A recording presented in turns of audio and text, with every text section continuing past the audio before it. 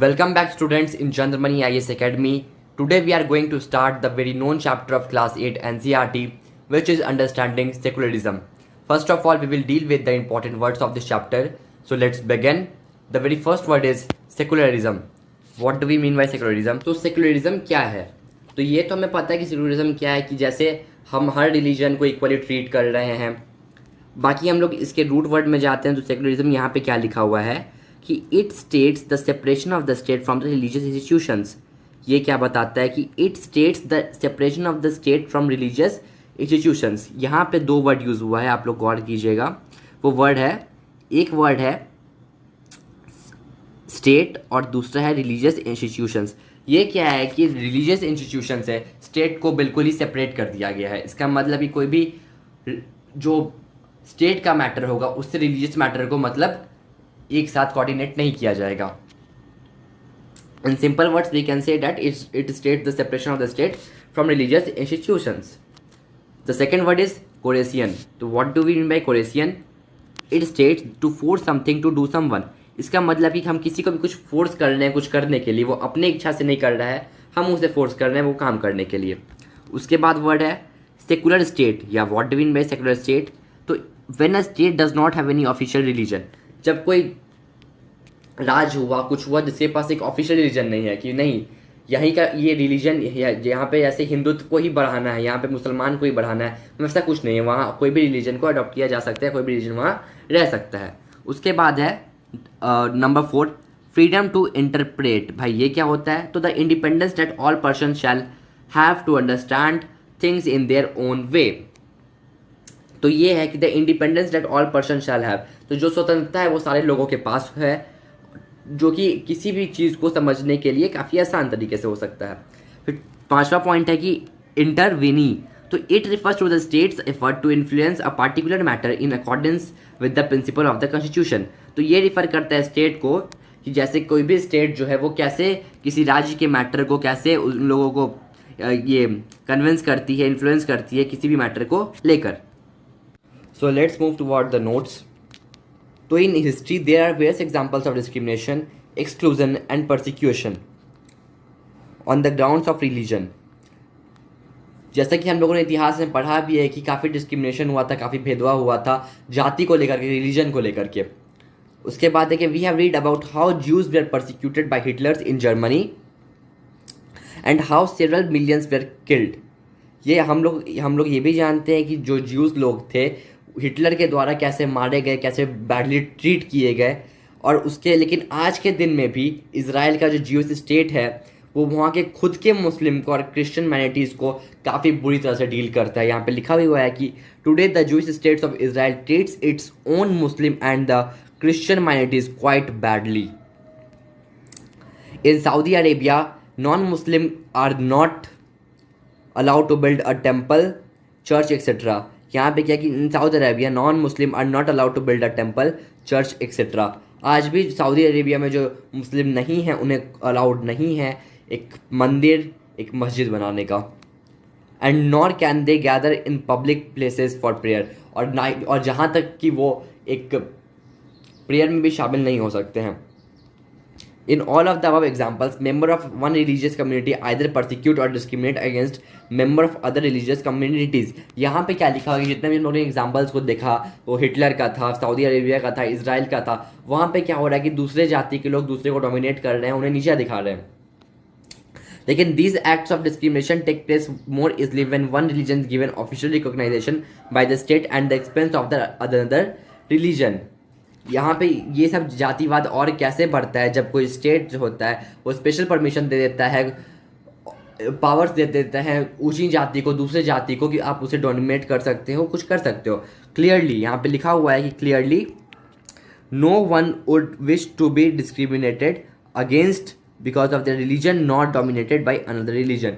यहाँ पे क्या है कि कोई भी नहीं चाहता है कि वो किसी से डिस्क्रिमिनेट करे और किसी से उसका भेदभाव किया करे क्योंकि उसके रिलीजन के कारण, और उसे डोमिनेट किया जाए क्योंकि वो दूसरे जाति का है। So hence Indian constitution speaks about the values like secularism. जो भारत का संविधान है वो बात करता है सेकुलरिज्म की, कि आप किसी भी जाति या धर्म में रह सकते हैं, किसी भी जाति या धर्म को आप अपना सकते हैं। उसके बाद है कि व्हाट इज सेकुलरिज्म, जैसे कि हम लोगों ने देखा भी था कि स्टार्टिंग में भी, कि in simple words we can say that the separation of the state from religious institutions. So move towards the next point. What is the next point? कि secularism refers to separation of religion from the state. कि जो secularism है वो क्या करता है, जो state है और जो धर्म है दोनों को एक दूसरे से सेपरेट करता है। तो नीचे क्या पहला पॉइंट क्या कि the Indian constitution allows individual to the freedom to live by the religious beliefs and practices. जो भारत का संविधान है, जो इंडियन कॉन्स्टिट्यूशन है, वो यहाँ के नागरिकों को ये स्वतंत्रता देता है कि आप किसी भी धर्म में, किसी भी जाति में रह सकते हैं और किसी भी धर्म या जाति को अपना सकते हैं, उसके प्रैक्टिसेस को अपना सकते हैं। सेकेंड पॉइंट क्या है कि India adopted a strategy of separating the power of religion and the power of the state. India क्या है, जो भारत का संविधान है, उसने क्या अडॉप्ट किया है कि जो पावर ऑफ रिलीजन है, जो रिलीजन है और जो स्टेट है, दोनों को अलग अलग करके रखा जाएगा, दोनों को इंक्लूड नहीं करेगा किया जाएगा।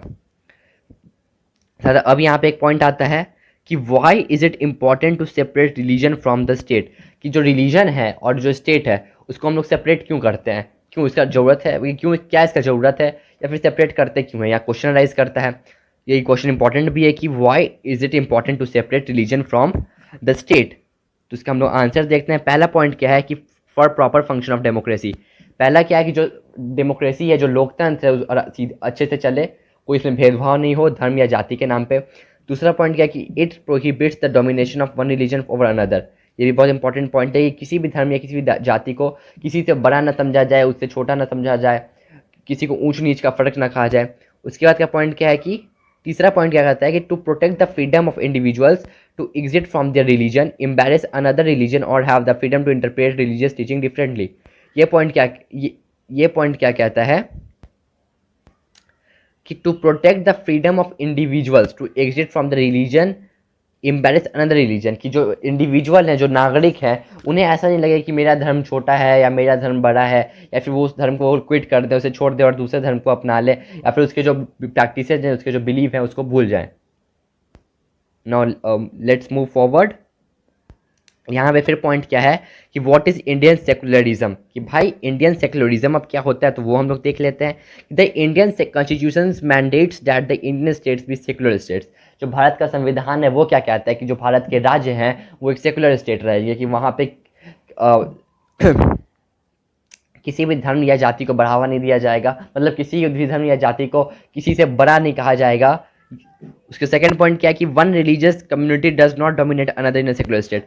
कि एक धर्म है वो किसी दूसरे रिलीजियस धर्म को या दूसरे धर्म को छोटा या नीचा नहीं दिखाएगा।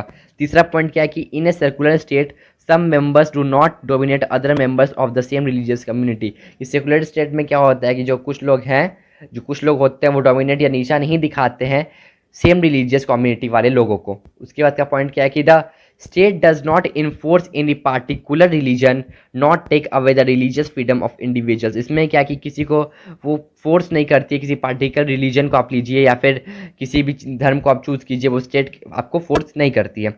उसके बाद क्या है, काफ़ी इंपॉर्टेंट पॉइंट है कि the government school can not promote to any one religion. कि जो सरकारी स्कूल हैं वो किसी भी एक पार्टिकुलर रिलीजन को प्रमोट नहीं कर सकते हैं। यहाँ पे एक स्टोरी है एनसीईआरटी का, वो हम लोग थोड़ा देखते हैं। चलिए वो स्टोरी हम लोग देखते हैं कि वो स्टोरी क्या कहती है कि in a government school in Seemapur student want to celebrate a religious festival. कि एक गवर्नमेंट स्कूल है सीमापुर में, वहाँ के जो बच्चे हैं वो एक रिलीजियस फेस्टिवल, एक धार्मिक फेस्टिवल मनाना चाहते हैं। तो वहाँ के बच्चे क्या कहते हैं अपने टीचर से, वो भी देखते हैं कि sir there is a big religious festival next month, we have never celebrated it in school, can we do it this year. कि सर हर साल एक काफ़ी अच्छा फेस्टिवल होता है, हम लोगों ने कभी नहीं मनाया है, अगले महीने वो फेस्टिवल है, तो क्या हम लोग बना सकते हैं इस साल। तो फिर उनका टीचर क्या कहते हैं वो देख लेते हैं कि I am afraid that it is not possible Rekha, this is a government school, we cannot give importance to any one religion, private schools may do that, government school don't celebrate any religious festival in the school premises, most religious festivals are a public holiday so that we can celebrate this at home. वहाँ के जो teacher हैं वो क्या कहते हैं रेखा से कि बच्चा ये जो स्कूल है ये एक सरकारी स्कूल है, गवर्नमेंट का स्कूल है, यहाँ पे हम लोग किसी एक धर्म को ज़्यादा बढ़ावा नहीं दे सकते हैं, यहाँ कॉन्स्टिट्यूशन के खिलाफ है। यहाँ जो प्राइवेट स्कूल है वो भले ही किसी पार्टिकुलर फेस्टिवल को मनाते हों बट गवर्नमेंट का स्कूल इसको नहीं मना सकता है, और अगर ऐसा होता है तो उस पर स्कूल में हॉलीडे ही रहता है। उसके बाद क्या ये कहते हैं कि I never thought of it this way. I guess we can always celebrate it outside school. Anyway, we were planning to celebrate it in our locality. ये बच्चा क्या कहता है कि मैंने ये नहीं सोचा था कि हम लोग इस तरह से स्कूल में इसको नहीं मना पाएंगे, ऐसे भी हम लोग हमेशा स्कूल के बाहर ही बनाते थे। तो ये लड़की कहती है कि ऐसे भी हम लोग प्लान कर रहे हैं अपने सोसाइटी में इसको सेलिब्रेट करने का।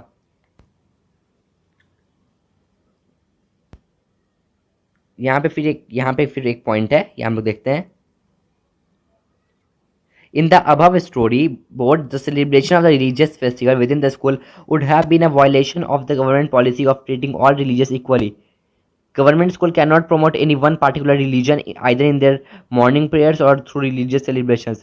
This rule does not apply to private schools. कितना बड़ा पॉइंट है कि जो गवर्नमेंट के स्कूल है वो किसी भी चीज़ को मतलब दबाव नहीं दे सकते हैं कि आपको ये करना है, या फिर किसी भी पार्टिकुलर रिलीजन के प्रेयर को या कुछ नहीं करवा सकते हैं। तो यहाँ पे ये स्टोरी बताती है सेक्युलरिज्म का कितना बड़ा यहाँ पे एग्जाम्पल देता है। ये देखिए कितना बड़ा एग्जाम्पल ये एनसीईआरटी के स्टोरी में दिया हुआ है। Now let's move forward. Point number 6 क्या है कि in order to respect the sentiments of all religions and not interfere with religious practices the state makes certain exceptions for particular religious communities. कि मतलब तो जो लोग रिस्पेक्ट करें लोगों के सेंटिमेंट्स को, उनके फीलिंग्स को रिलीजन के द्वारा, तो लोग किसी भी पार्टी जो रिलीजियस प्रैक्टिस होता है उन्हें करने देते हैं। और कुछ भी लोग मतलब जो कुछ सर्टेन एक्सेप्शन ही कुछ होते हैं जो कि स्टेट उसमें इंटरफेयर करती है, ऐसे कुछ भी इंटरफेयर नहीं करते और वो लोग जो करते हैं उन्हें करने दिया जाता है। वो जो अपने धर्म के लिए, अपने गॉड के लिए, अपने बिलीफ के लिए, अपने फीलिंग्स के लिए करते हैं, उन्हें किया जाता है। Now let's move forward. यहाँ पे एक और चीज़ है कि the second way in which Indian secularism works to prevent the above domination is through a strategy of non interference. कितना बड़ा पॉइंट है ये देखिए कि जो भारत का संविधान मतलब भारत का जो सेक्युलरिज्म है वो क्या करता है कि मतलब इंटरफेयर नहीं करता है, डोमिनेट नहीं होने के लिए क्या करता है वो इंटरफेयर नहीं करता है। ये हम लोग यहाँ पे देखते हैं थोड़ा। यहाँ पे क्या है कि this mean that in order to respect the sentiments of all religions and not interfere with religious practices the state make certain exception for particular religious communities. चलिए वो क्या होता है कि मतलब ऐसा डोमिनेशन नहीं हो, ऊंच नीच का नहीं हो, तो लोग क्या करते हैं सर्टेन एक्सेप्शंस करते हैं कुछ पार्टिकुलर रिलीजियस कम्युनिटीज़ के लिए, कुछ पार्टिकुलर धर्म के लिए, पार्टिकुलर जात के लिए। तो पहले यहाँ पे क्या है कि a group of friends who have recently bought scooters are meeting to go for a ride together. जो एक दो दोस्तों का एक ग्रुप है, एक समूह है, वो दो दोस्त क्या होते हैं कि एक बाइक मतलब एक स्कूटर खरीदते हैं अपने साथ में ऑफिस जाने के लिए या फिर कहीं मीटिंग में वो लोग जा रहे होते हैं। तो एक बंदा जो उनका फ्रेंड है वो पूछता है कि hey I hope you have a helmet, you know the law in Delhi requires that you wear one, why are not you wearing a helmet, do you want to be fined. ये कहता है कि मैं होप करता हूँ कि तुम्हारे पास helmet होगा। तुम्हें पता है कि दिल्ली का जो लॉ है वो कितना स्ट्रिक्ट है, अगर तुम हेलमेट नहीं पहनोगे तो तुम्हें फ़ाइन कर दिया जाएगा। उसके बाद ये जो सरदार जी हैं वो क्या कहते हैं कि don't worry I will not be find, मैं जो हूँ तुम चिंता मत करो, मुझे फाइन नहीं किया जाएगा। फिर पर्सन जो होता है कि hey Paramjit why won't you be fined, भाई तुम क्यों नहीं फाइन होगे, हमें तो फाइन कर दिया जाता है, तुम्हें क्यों नहीं किया जाएगा। तब वो सरदार जी होते हैं जो परमजीत हैं वो क्या बोलते हैं कि for six wearing a pagdi is very important part of our religion. ये लोग सिख जो होते हैं उनके लिए जो पगड़ी पहनना होता है काफ़ी इंपॉर्टेंट होता है उनके धर्म के लिए। So the government can not force me to wear a helmet. यहाँ पे गवर्नमेंट ने क्या किया, पार्टिकुलर एक्सेप्शंस जो रिलीजन होते हैं उन्हें कुछ लोग फ्रीडम दिया जाता है, कुछ किया जाता है। जो सिख लोग होते हैं, जो सरदार जी लोग होते हैं, उन्हें पगड़ी पहनना काफ़ी नेसेसरी होता है, उनके धर्म का बहुत बड़ा चीज़ है, मतलब सब कुछ है एक तरह से आप कह लीजिए। तो उस पर गवर्नमेंट उन्हें फोर्स नहीं करती है हेलमेट पहनने के लिए। तो नीचे है पॉइंट है कि in the above story Paramjit the Sikh youth does not have to wear a helmet. This is because the Indian state recognizes that wearing a pagadi turban is central to a Sikh's religious practice, and in order not to interfere with this allows an exception in the law. Exception allow किया जाता है इस कानून में, इस धर्म में, कि मतलब कि जो लोग सिख होते हैं उनके लिए काफ़ी इंपॉर्टेंट होता है इस पगड़ी पहनना। सर क्या पॉइंट है कि the third way in which Indian secularism work to prevent the domination listed earlier is through a strategy of intervention. You read earlier in this chapter about untouchability, this is a good example where member वाला जो है ये हम लोग आगे भी पढ़ेंगे। उसके बाद वहाँ पे उसी पॉइंट में क्या हम लोग को देखना है कि यहाँ पे कि for example Sikhs wear pagdi turban as a religious practice hence they not to wear helmet while riding two wheeler. जो हम लोग भी स्टोरी पढ़ा वही चीज़ को यहाँ पे एक्सप्लेन करता है। Now let's move forward. उसका एक और पॉइंट क्या है कि the Indian secularism works to prevent the domination of majority religion over minority. कितना इंपॉर्टेंट पॉइंट है कि जो इंडियन सेकुलरिज्म है वो लोग क्या करते हैं कि प्रिवेंट करते हैं जो उन्हें नीचा दिखाया जाता है, जो मेजोरिटी वाले रिलीजन हैं, जो मतलब जो ऊंचे कास्टिज्म हैं, वो छोटे लोगों को, माइनॉरिटी जो है जो छोटे जात के हैं उन्हें डोमिनेट ना करे, उसे नीचा ना दिखाए, इसलिए वो लोग उसे प्रिवेंट करते हैं। उसके 8वां पॉइंट क्या है कि in order to prevent this reason based exclusion and discrimination of lower castes the Indian constitution bans untouchability. अभी हम लोग ने वहाँ पे देखा भी था कि ऐसा इसलिए ना हो, इसलिए इंडियन कॉन्स्टिट्यूशन ने क्या किया कि अनटचेबिलिटी को उन लोगों ने बैन कर दिया। नेक्स्ट पॉइंट क्या है कि in order to end social practices the state may have to intervene in the religion based orders, की जो इंडियन जो सोशल प्रैक्टिसेस जो होते हैं उन्हें एंड करने के लिए स्टेट को थोड़ा इंटरवेन करना पड़ता है रिलीजन बेस्ड ऑर्डर्स के लिए। उसके बाद 10th पॉइंट क्या बताता है कि the first amendment of the US constitution prohibits the legislature from making laws respecting and establishment of religion और that prohibits the free exercise of religion. It means the legislature cannot declare any religion as an official religion. In the USA, separation between the state and religion means neither the state nor religion can interfere in the affairs of each other. तो USA constitution में क्या हो गया, जो first amendment जब उन लोग का हुआ था वहाँ पे जो प्रोहिबिट कर दिया कि लेजिस्लेचर जो वहाँ गए थे उन्हें लॉ बनाने से, कि जो कि इस्टेब्लिशमेंट जो होगा वहाँ रिलीजन को भी रिस्पेक्ट, उसके रिस्पेक्ट को भी लेके किया जाएगा। That prohibits the free exercise of religion. इसके बाद क्या कि it means that legislature can not declare any religion as an official religion in the USA. Separation between the state and religion means neither the state nor religion can interfere in the affairs of each other. वहाँ क्या USA में कि मतलब अगर हम लोग इसको क्या कहते हैं कि सेपरेट करते हैं तो ना ही वो किसी धर्म का रहेगा ना ही वो किसी स्टेट का रहेगा, तो वहाँ पे ना ही स्टेट रिलीजन के मैटर में इंटरफेयर कर सकती है और ना ही रिलीजन स्टेट के मैटर में इंटरफेयर कर सकता है। ये लोग एनसीईआरटी में हम लोगों ने पढ़ा है इसको, और अगर आप बुक को रीड करेंगे तो एनसीईआरटी में ये टॉपिक भी दिया हुआ है। फिर 11th पॉइंट क्या है कि the Indian state is a secular and works in various ways to prevent religious domination. जो इंडियन का स्टेट है हम लोगों ने देख लिया कि वो सेकुलर है और काफ़ी काम करती है प्रिवेंट करने के लिए, ऊंच नीच डोमिनेशन को, भेदभाव को प्रिवेंट करने के लिए। Now let's move forward. 12th point क्या है कि unlike USA in India state can interfere in religion on the ideal laid down in the constitution. For example untouchability is band by the law, कि जैसे कि USA में हुआ था वैसे इंडिया में नहीं, कि स्टेट जो है एक्सेप्शंस में इंटरफेयर करती है, रिलीजन वो इंटरफेयर करती है, लेकिन यूएसए में ऐसा बिल्कुल नहीं होता है। जैसे इंडिया में क्या हुआ था कि अनटचेबिलिटी को बैन कर दिया गया था, वो लॉ के ही द्वारा किया गया था। उसके बाद क्या है कि the Indian state is secular and work in various ways to prevent religious domination. The Indian constitution guarantees fundamental rights that are based on the secular principles. यहाँ पे क्या होता है, जो इंडियन स्टेट जो सेकुलर है और जो वर्क करती है प्रिवेंट करने के लिए, तब ये सारे भेदभाव को, ऊंच नीच को प्रिवेंट करती है, रिलीजियस डोमिनेशन को। The Indian constitution guarantees fundamental rights. जो भारत का संविधान है वो फंडामेंटल राइट्स का गारंटी देता है कि ये सब प्रिंसिपल्स पे ही फंडामेंटल राइट्स हैं। So thank you students, hope you liked it. आज जो हम लोग का पैटर्न है उसमें टॉपर्स क्या करते हैं कि उन लोग का मेन फोकस होता है एनसीईआरटी नोट्स, वीडियो और सेल्फ स्टडी। अगर जो ये तीनों चीज़ को कर लेता है उसका गारंटी है कोई भी एग्ज़ाम हो, कोई भी सिविल सर्विसेज हो, क्लास के एग्जाम हो, कोई भी एग्जाम हो, उसमें उसका अच्छा स्कोर करना डेफिनेटली निश्चित है। और चंद्रमणि आईएएस एकेडमी आपको किसी भी प्रॉब्लम के लिए हेल्प करने के लिए रेडी है। आपको कोई भी प्रॉब्लम हो आप कमेंट बॉक्स में कमेंट कीजिए, हम लोग उसका पर्सनली आपको आंसर करेंगे। कुछ भी डिटेल जानना हो आप बॉक्स पे कमेंट कीजिए, हम लोग उसका रिप्लाई करेंगे। And hope you that you like this video, like share and subscribe. Wish you all the very best. Any problem और queries contact to Chandramani IAS academy, we are always to help you. Thank you and wish you the very best again. Thank you.